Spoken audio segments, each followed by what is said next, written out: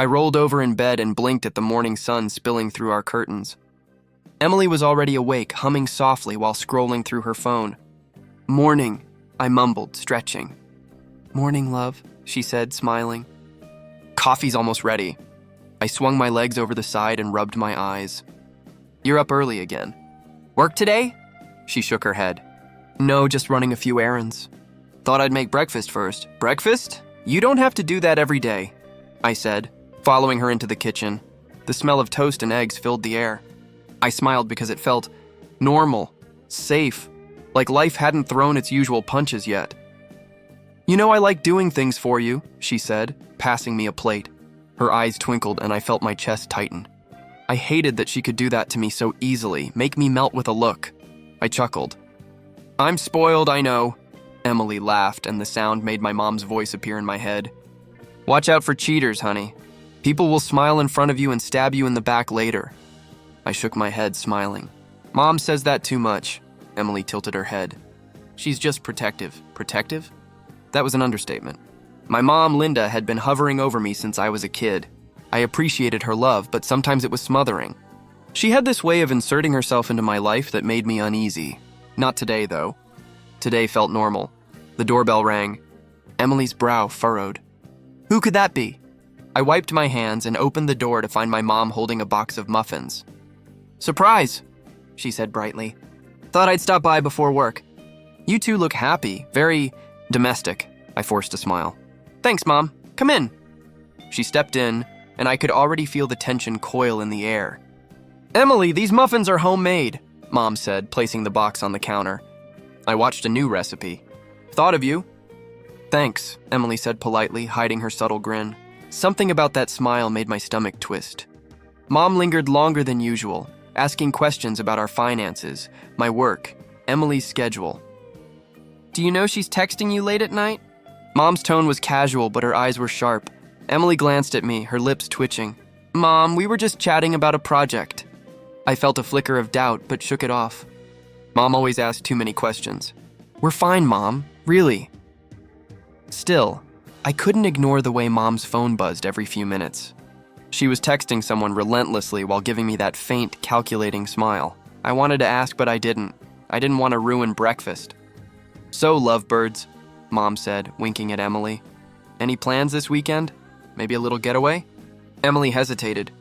"We were thinking of just staying home, relaxing." "Oh, come on. You two need adventure," Mom insisted. "I remember your honeymoon. So sweet, so blissful."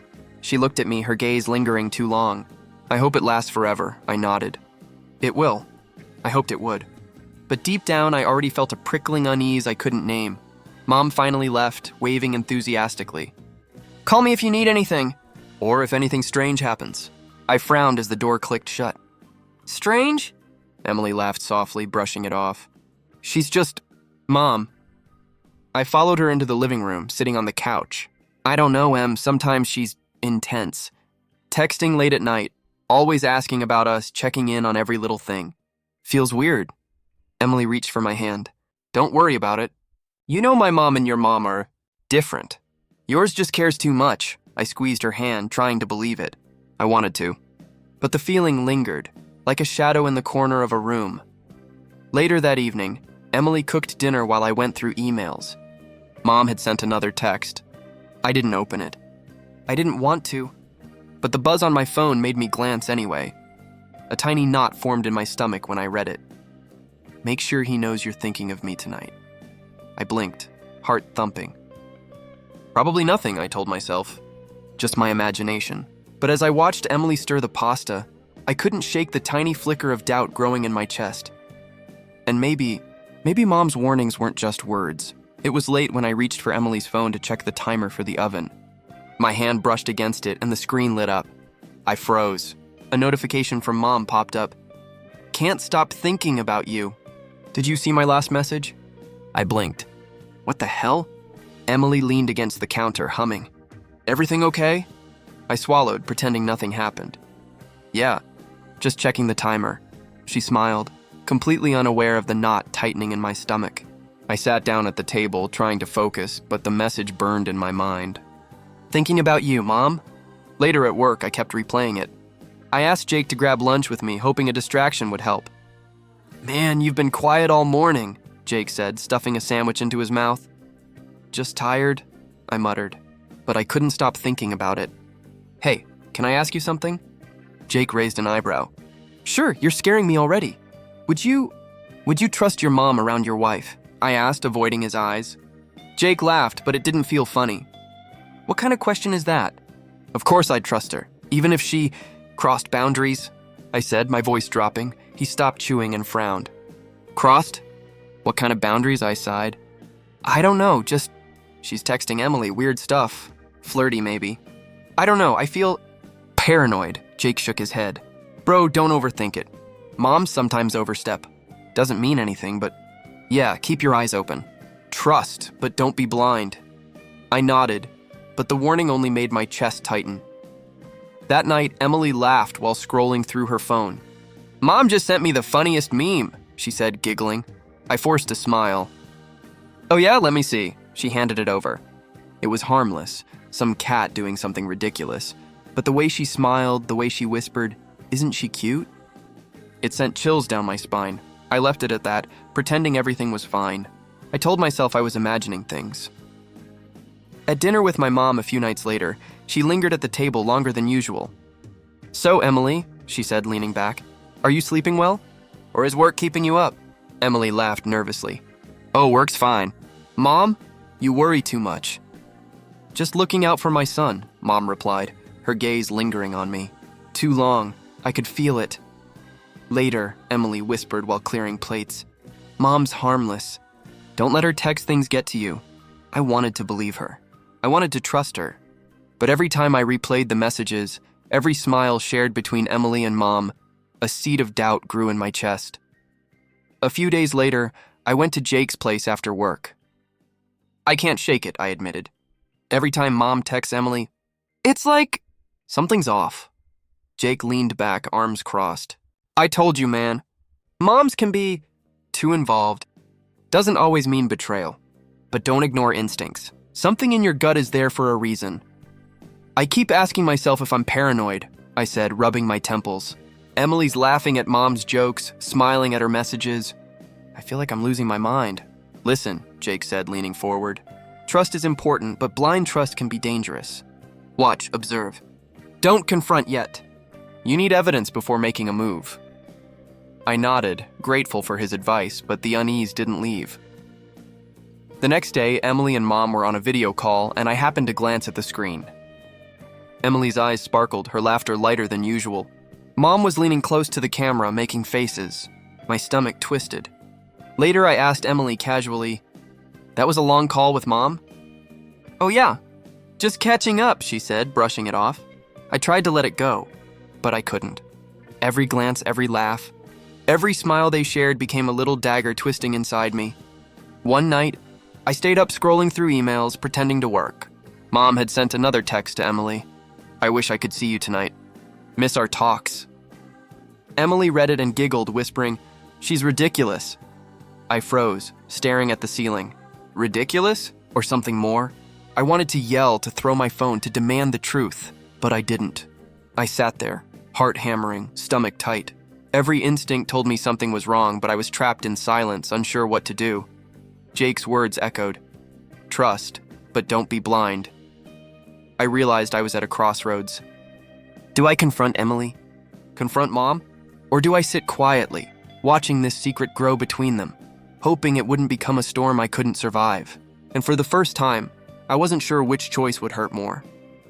I couldn't sleep that night. My mind kept going back to Mom's messages and Emily's laughter.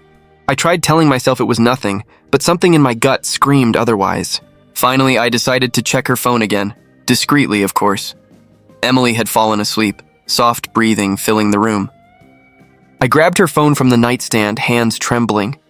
The screen lit up with a notification from Mom. "I can't wait to see you tomorrow. Just us," I froze. My heart thumped. I scrolled back and my stomach sank. Texts I'd never expected. "I wish we had more time. I love talking to you, it feels so right. Don't tell him." I dropped the phone. Cold sweat prickled my skin. This wasn't harmless. The next morning I tried to act normal. Emily greeted me with her usual smile. Morning, love. Morning, I said, voice tight. Sleep okay? Yeah, why? She asked, raising an eyebrow. Nothing, I muttered, swallowing. At work, I couldn't concentrate. Every time I closed my eyes, I saw the messages. I called Jake. You were right, I admitted. It's worse than I thought. I saw messages. Mom, something's going on, Jake sighed. I was hoping you were imagining things. But you saw them? I nodded. It's not just flirty jokes. They're planning meetings, talking about private things. I don't know what to do. Don't confront yet, Jake said firmly. You need evidence, proof, calm head. You can't fight what you don't fully understand, I agreed, but the unease gnawed at me. That evening, Karen, my neighbor, knocked at the door. Hey, I hope I'm not bothering you, she said, glancing at Emily, who was pouring wine. Not at all, I said, trying to hide the storm inside. Karen hesitated. I saw Emily and your mom at the coffee shop yesterday. They were close, laughing a lot. Maybe I'm reading it wrong. I froze. Close? What do you mean? Karen shrugged. Like, really into each other's company. Whispering, giggling. It looked strange. Emily shot me a quick smile. Karen's exaggerating. I forced a smile, but my mind was racing. Something was definitely happening. Later that night, I decided to confront Emily. Emily, we need to talk, I said, voice low. She looked up, sleepy but alert. About what? I held her gaze. About the messages. Mom, those texts. What are you doing with her? Emily blinked, then laughed softly. Messages? What are you talking about? Don't lie, I said, my voice shaking. I saw them. The plans, the private meetings, everything. She shook her head, eyes wide. I don't know what you're talking about. Mom and we just talk sometimes. That's it. You're imagining things. I felt my chest tighten. Imagining? Emily, the texts were explicit. And the coffee shop, Karen saw you. Emily took a deep breath, tilting her head. I don't know why you'd think that. I love you. You're my husband. I'd never... It's not what you think. I wanted to believe her, I really did. But the pit in my stomach told me otherwise. I called Mom. Her voice was cheerful on the first ring. Hi, honey. Everything okay, Mom? What is going on between you and Emily? My voice was low but sharp. There was a pause. Then, what are you talking about? Nothing. Why would you even say that? Are you accusing your own mother? That's hurtful, really hurtful. I felt a flicker of doubt. Was I overreacting? Mom! I saw the messages. The plans to meet. The texts. I can't pretend it's nothing. Mom's tone hardened. You're being ridiculous. You're imagining things. Maybe it's you, not us. You need to stop being paranoid. I felt the floor drop from under me. My wife, my mother. The people I trusted most. Denying it, gaslighting me. I hung up, trembling. I sank onto the couch, running hands through my hair. My mind screamed in confusion and anger. How could they? How could they betray me like this? I felt powerless, trapped between the woman I loved and the mother I respected. A small part of me wanted to call Jake and vent, but I couldn't. The shame and disbelief were choking me. My trust had been shattered in a single evening. I looked at Emily sleeping on the bed, peaceful and unknowing, or maybe pretending to be. My thoughts raced. How deep does this go? How long has it been happening? I realized then, with a sick twist in my gut, that this betrayal was far bigger than I could have imagined, and I had no idea how I was going to survive it. I couldn't sleep again. My mind was a storm, replaying every laugh, every text, every sly smile between Emily and Mom. I sat at the kitchen table, laptop open, heart pounding. Screenshots, recordings, even Karen's observations. I needed evidence, proof I wasn't losing my mind. Jake called while I was furiously typing. Hey man, late night? Can't sleep, I admitted. Everything's spinning, Jake. I don't know what to do. Did you confront her? No, I can't yet. Not without proof. I need strategy, not confrontation. Jake's voice grew serious. Good, you need calm. Rage blinds you. Don't give them a chance to manipulate you further. I ran my hands through my hair. I feel like I'm boiling inside. I want to yell, to throw something, to demand the truth. Jake chuckled softly. I know, bro. But imagine this. You stay calm, collect evidence, and when the time comes, you hit with precision. No loose ends. Make them regret, not you. I exhaled slowly. Precision. That's smart. But what if I can't hold it in? What if I explode? Then you call me, Jake said firmly. We'll plan it. You won't be alone. The next day at work, I ran into Mia by the coffee machine. Rough morning? She asked, pouring herself a cup. You could say that, I muttered. I need advice. Or strategy. I don't know how to handle something personal without losing my mind. Mia raised an eyebrow. Sounds serious. Want to talk? I hesitated, then nodded. It's my wife. And my mom. There's something going on. I need to stay calm, gather proof, and figure out my next move. I can't make a mistake. She leaned against the counter, thinking. You need clarity, not rage. Document everything. Witnesses, screenshots, recordings, and don't act on emotion.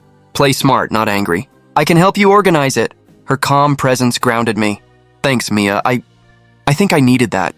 Someone outside the chaos. She smiled faintly. Don't thank me yet.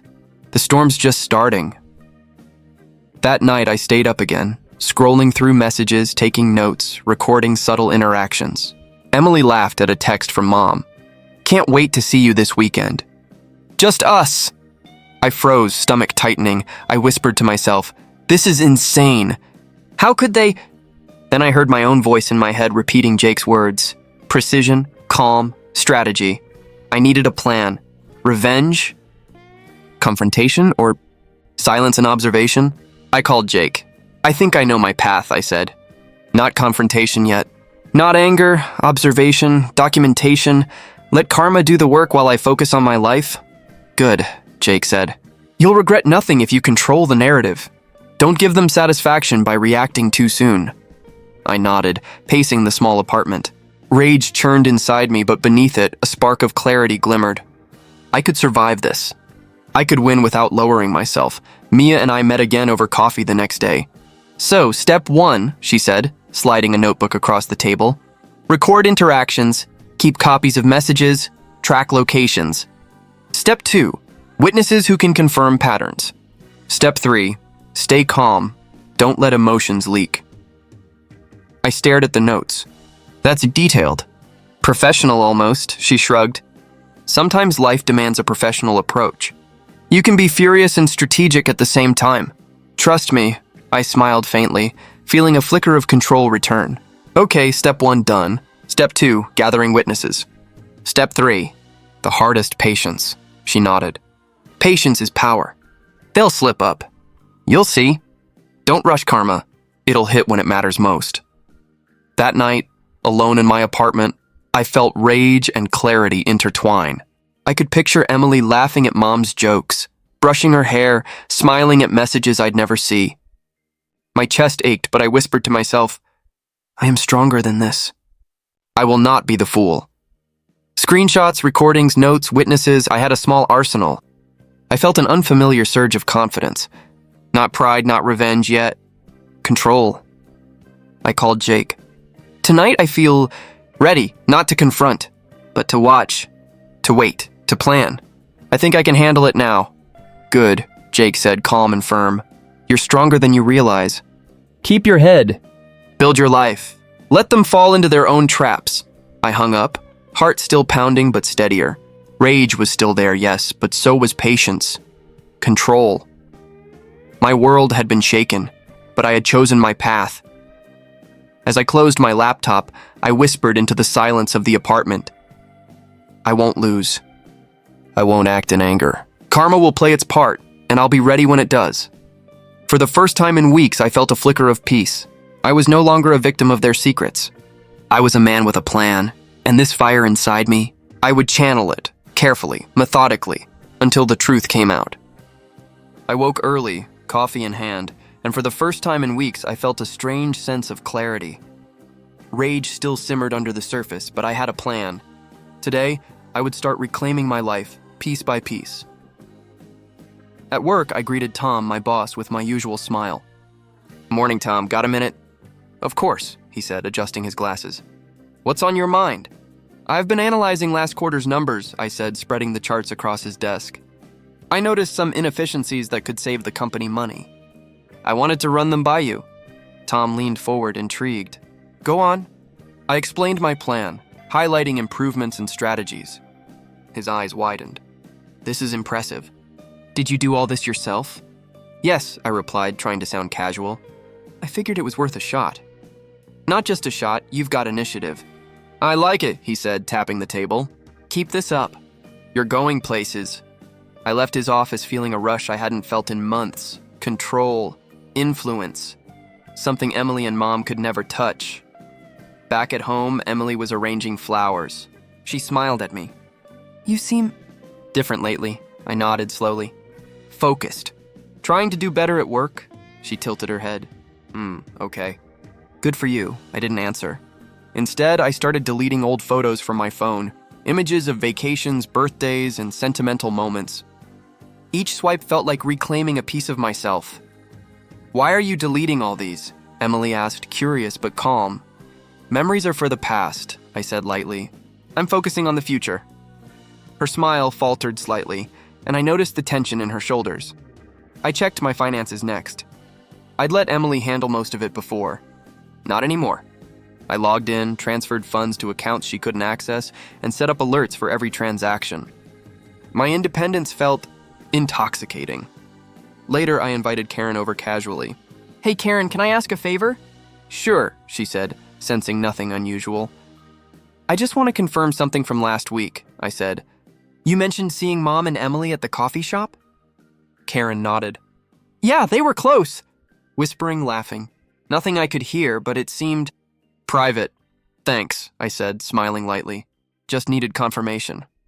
She left, unaware that every word she'd spoken had been stored in my mental ledger. That evening, Mom popped by unannounced. I thought I'd drop in, she said, breezing past me. I gestured toward the couch. Sit, Mom, want some tea? She settled, glancing at the laptop. Working late? Always, I said casually. Trying to get ahead. Mom's eyes flicked to my phone. Still obsessed with work?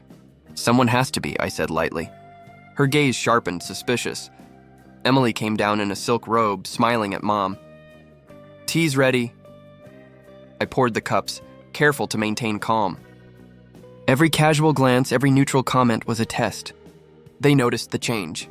The control, Emily whispered later, just loud enough for me to hear. He's different, I smiled faintly. I've just realized I can't rely on anyone else for my life. Mom stiffened. What are you implying? Nothing, I said smoothly. Just taking care of my own affairs. They exchanged a brief, uncomfortable look. Emily laughed softly, but it didn't reach her eyes. Mom sipped her tea more quickly than usual. Victory, subtle but undeniable, pulsed in my chest. At work the next day, I presented another plan to Tom. If we restructure client outreach and invest in new software, we can increase efficiency by 20%. Tom's eyebrows shot up. You keep bringing these ideas. I'm impressed. You're thinking bigger than most in your department. I nodded. Internal satisfaction growing, influence, respect, power I'd lost when I trusted blindly. That night I texted Jake, feeling in control again. Slowly, but it's happening. His reply was immediate. Good. Keep building. Let them see your strength without showing anger, I smiled. That was the goal. Not rage, calm precision. Every interaction a quiet assertion of control. Emily glanced at me while I typed on my laptop. You're really focused tonight, she said. I looked up, neutral. Plans to secure my future. Just being responsible. She looked away, tension evident. Mom left soon after with a polite, strained smile. They both knew something had shifted, but they underestimated me. That made the power I felt even sweeter. Later, I stood in the living room, looking at the empty frames of photos I'd deleted. My space, my life, my choices.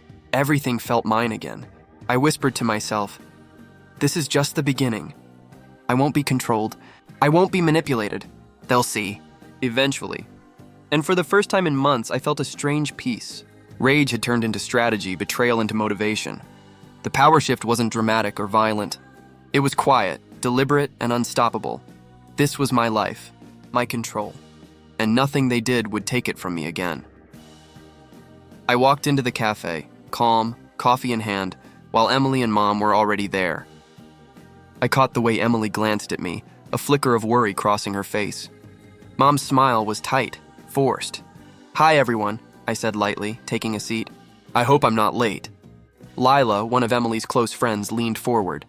No, you're just in time. I was about to clear some things up, Emily stiffened. Lila, what are you talking about? Lila looked at her directly. About the messages and the meetings you and my mother were having. I didn't want to get involved, but your cousin asked me and I couldn't lie. I felt a cold satisfaction, tempered with a dull ache in my chest. The truth was finally surfacing. Emily laughed nervously. This is ridiculous. Lila, you don't understand. I understand more than you think, Lila said firmly. I saw everything you tried to hide and I told your aunt and uncle the truth. They're shocked. I hope you can face them honestly. Mom's face drained of color. What are you implying? Lila's gaze didn't waver. That your private meetings, the secret messages, weren't just harmless chats. They were manipulative, inappropriate, and hurtful to someone who trusted you both completely. I sat silently, letting them squirm. I didn't need to say a word. Calm was my ally now, Emily whispered, almost pleading. It's not what you think, Lila cut her off. Stop lying. You already did enough damage. And now the extended family knows. I watched Mom shift uncomfortably, glancing at me. Her usual control, her manipulative tone was gone. She opened her mouth to speak, but paused. I finally said, Mom, Emily, it's over. Not with words or fights, but with actions. Everything you tried to hide is coming out. I'm done being the pawn in your little games. Emily's lips trembled. You can't just... I shook my head gently. I have. And I will, but I won't stoop to yelling or humiliating you personally. Karma has its own pace. You've built your downfall, not me. Lila nodded. Exactly. And you should both understand that your respect, your credibility, it's slipping fast. People don't forget betrayal. Mom's voice wavered. You're exaggerating. They won't believe. They already do, Lila said firmly. And they're disappointed, angry, confused. You played with trust, and trust has consequences. Emily turned to me, eyes pleading. Please, can't we talk this out? I can fix it. I'll explain everything. I felt my chest tighten, part of me wanting to scream, part of me feeling a strange peace. Explain what? How you betrayed me. How you let Mom manipulate you both. There's nothing left to explain. She looked down, silent for a moment. Then quieter, I didn't think it would get this far. I didn't know it would hurt you like this. I trusted you, I said softly, and that trust is gone. You'll feel the weight of that, not from me, but from the world you chose to deceive. Mom tried again, voice trembling. You can't just... I can, I interrupted gently, because I've already moved past the anger into clarity. Watching you unravel is not revenge. It's truth unfolding naturally. And believe me, it hurts more than anything I could do. Emily's friend Lila leaned closer. I'm sorry you had to see this, but sometimes the people you trust the most teach the hardest lessons. I nodded. I've learned, and I won't let this break me. I'll take the lessons and build a life that can't be touched by lies. Emily's eyes welled up, lips quivering. Mom's hand shook slightly as she clutched her purse. I felt a strange mix of satisfaction and lingering pain. The betrayal had cut deep, and even as they faced the consequences, a scar remained inside me. Lila, thank you, I said softly, for telling the truth even when it was uncomfortable. She smiled faintly. Someone had to. And now you can finally move forward without carrying their deception. Emily whispered, barely audible. I never wanted this. You didn't think about me, I said quietly. That's the difference. I'm done pleading or justifying. The damage is done and the world will handle it. I won't. Mom's face was pale. You're cold. You're just like that now? I looked at her, calm, unwavering. I'm not cold. I'm awake. I won't let anyone manipulate me again. Not you, not her. Not anyone. I finished my coffee, feeling the weight of the last month slowly lift. Small victories, yes, but the scars of betrayal would linger. Still, I knew this. Control had returned to me, and they could only watch as the truth unfolded around them. And that, more than any revenge, was power. I took a deep breath, standing in the middle of the living room, surrounded by friends and family. My hands were steady, my heart still racing. Today, everything would come out. I had the proof, screenshots, recordings, messages, and witnesses. It was time. Jake leaned in slightly. Ready? He whispered. I nodded. As ready as I'll ever be. Emily sat on the couch looking calm, but I could see the tension in her fingers. Mom stood beside her, smiling that practiced, confident smile that had fooled me for months. "Emily, Mom," I began, voice low but steady. "There's something you need to explain."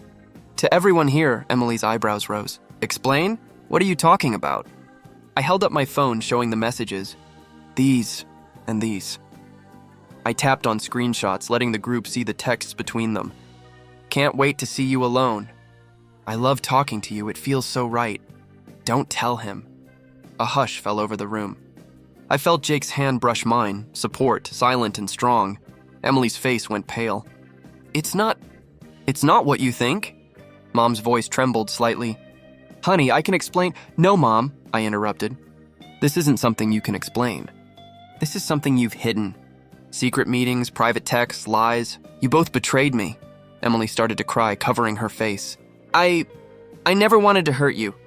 I didn't know how to." I shook my head. "You knew exactly what you were doing, and you trusted me to be blind. But I wasn't, and I have the proof now." Lila stepped forward. "I told the family what I saw. You both should have thought about the consequences." Mom's hands trembled. "Everyone's misunderstanding. You're twisting this." I held up a recording of one of their private conversations. The room went silent as Mom's voice betrayed guilt, laughter, and familiarity far beyond friendship. Emily sobbed quietly. "Please, I shook my head. "I won't stoop to yelling. I won't humiliate you with words alone. The truth is enough." Jake stepped closer. "We're here, supporting him, witnessing everything. It's over, finally." Mom looked around, realizing the faces surrounding her, the silent judgment. I didn't think." "You didn't think?" I echoed. "You didn't think about the husband, the son, the family you claim to love? You didn't think about the trust you destroyed?" Emily tried to reach for my hand. "Please, I love you. I can fix this." I pulled back gently. Love doesn't hide behind lies and secret meetings. You chose deception, not honesty. That's the reality. You'll have to live with it." Mia, standing near the edge, gave me a small nod. Her presence reminded me that I wasn't alone. Strength came from the truth, and the truth was finally here. I turned back to Mom. "You crossed a line, and even now your instinct is to manipulate, but it won't work. Not anymore. I've seen everything, and the world has too. You've lost control." Tears ran down Emily's cheeks. I thought I could balance. I thought it wouldn't hurt you like this." I swallowed, fighting the ache in my chest. "The hurt is real. It's deep. But it's mine to process, not yours to dictate. I'm choosing to reclaim my life. Not through anger, but through clarity, through boundaries, through self-respect." Mom's face crumpled. I didn't realize." "You didn't care," I said softly. "You cared about your desires, not the consequences for me. That's why you're here, exposed and powerless." Emily whispered, voice broken. "I never wanted this." "I know," I said quietly, "but intentions don't erase actions." "You hurt me. You betrayed trust, and now the consequences are real." The room stayed silent, my words settling like stones. Friends and family exchanged glances, confirming what I already knew. I was no longer the one deceived. I was standing strong, calm, grounded. Jake came up beside me. "You did this well. Calm, measured, precise. They'll never forget this." I nodded, taking in the scene. Emily crumpled in tears, Mom silent and ashamed, the family processing the revelation. For the first time in months, a weight lifted off my shoulders. "I feel something," I murmured to myself. "Anger, yes, but also relief, catharsis. I've survived betrayal. I've witnessed truth," Emily sobbed again. Can we try? Please, don't leave me. I won't leave because this isn't about punishment," I said firmly. "It's about closure. Forgiveness isn't for you, it's for me. I forgive myself for trusting blindly, for loving blindly, for believing the impossible. That's enough." Mom bowed her head slightly. I understand. I crossed lines I can't take back." I felt a strange calm. "Yes, and now we all move forward. Not together, but separately, with honesty this time." I glanced at Jake, Mia, and Tom. Their eyes showed support, relief, and belief in me. I realized I had grown. Betrayal had shattered me, but truth rebuilt me. I whispered under my breath, feeling the finality. I am free. And in that room, Amidst tears, shame, and revelations, I finally felt it. Relief, power, closure. I woke early, sunlight spilling through the blinds, and for the first time in months, I didn't dread the day. The house was quiet, no whispers, no hidden messages, no manipulation. Just me. I poured coffee and sat at the table thinking. It's time to rebuild, I murmured to myself. Jake's voice came through my phone. Morning, ready for the weekend plan? Yeah, I typed back. More than ready. I need this. Later, I met Mia at the park for our morning walk. How are you feeling? She asked, her tone gentle but probing. Stronger, I said, taking a deep breath. Still hurts, but I can breathe now. Free from their control, Mia nodded. It shows. You're lighter, focused, ready for what comes next. We walked in silence for a moment, the autumn leaves crunching beneath our shoes. I deleted everything that reminded me of them, I confessed. Photos, gifts, messages. Every trace. I needed to reclaim my space. That's smart, Mia said. Symbols carry weight. You've cleared the old to make room for the new. At work, Tom pulled me aside. Your focus lately, it's remarkable. I'm assigning you a new project. High visibility. It's a chance to shine even brighter. Thank you, I said, feeling a rush of energy. I won't disappoint, he gave a small smile. I know you won't. Keep building, keep growing. That's your strength. Back home that evening, I cleaned out the last drawer holding reminders of Emily. Jewelry, letters, trinkets. I put them in a box to donate. Each item felt heavier than it should have, as if carrying the weight of betrayal. Emily called once, hesitant. Can we talk? I held the phone, thinking about the months of deception, the lies, the secret meetings. I think we've said everything we need to say, I replied calmly. There's nothing left to fix, her voice trembled. I'm sorry. I cut in gently. Sorry doesn't undo what happened. I'm learning to live with that, not around it. Take care, Emily. I hung up and sat back. The space felt mine. My life finally mine. Jake stopped by later. Feeling any lighter? He asked with a grin. Yeah, I said, stretching, like a burden lifted. I'm focusing on me now. My goals, my happiness. Not theirs. Good, he said, and you deserve it. That night, I reflected on everything. The heartbreak, the betrayal, the nights of insomnia, the rage, and the quiet moments of planning. I survived, I whispered to myself. I didn't just survive. I learned, I grew. I'm stronger. Mia joined me for dinner later. You've come far, she said. You're no longer reacting to their actions. You're shaping your life. I smiled faintly. It's liberating. But it still hurts. A little. I'll always carry the scars, but I won't let them define me. We talked about future plans, trips, career goals, personal projects. I felt excitement building in a way I hadn't felt in years. The weight of betrayal had turned into fuel for growth. I texted Tom about the project. Looking forward to this. Thanks for trusting me. His reply came almost immediately. You earned it. Keep pushing. Later, alone in my apartment, I placed a new plant on the windowsill, a small symbol of growth, resilience, and life moving forward. I whispered to it, we're starting fresh, together. The phone buzzed again. Mia. Want to grab coffee tomorrow? I smiled. Absolutely. I stood by the window looking out at the city lights. The night felt calm, promising, full of possibilities. I felt empowered, not just by what I had overcome, but by the choices I was making now. Emily's betrayal no longer dictated my emotions. Mom's manipulation couldn't touch me. I had reclaimed my trust, my dignity, and my peace. I remembered my own words from weeks ago. I am free. Now that freedom felt tangible. Jake stopped by one last time before heading home.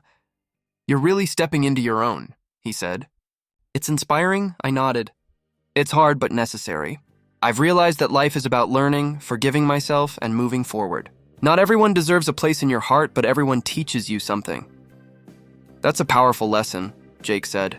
And you're living it. I laughed softly. Better late than never. Before bed, I looked at the empty spaces where betrayal used to linger. I placed my hands over my chest and whispered, I've taken it back. Every piece. My life, my peace, my choices. Mine alone. I felt the lingering sting of what I'd lost, but it was tempered by hope. The past wouldn't define me. It would guide me. Every scar, every tear, every moment of rage had led me here. And for the first time in a long time, I smiled, purely, fully, without fear. I'm stronger now, wiser, free, and this is just the beginning. The apartment was quiet. The world outside felt alive, waiting for me. For the first time, I wasn't afraid of what was coming. I was ready. This was closure. Not with vengeance, not with resentment, but with strength, clarity, and hope. I had survived betrayal. I had reclaimed myself, and life finally was mine.